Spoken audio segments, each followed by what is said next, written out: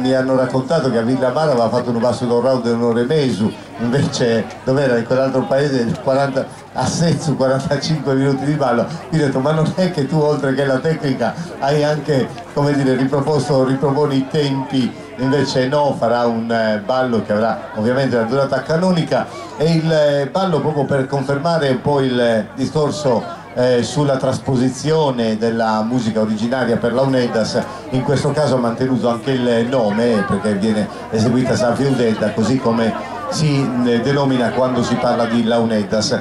Oltre a Galdino Musa nella prima parte della sua attività musicale, perché poi adesso è seguito da Diego Sedda, quindi insieme a Chiara vanno appunto a studiare da lui. Quindi sentiamo dalla fisarmonica di Mimmo Lussu di Sasperate questa Fiudetta.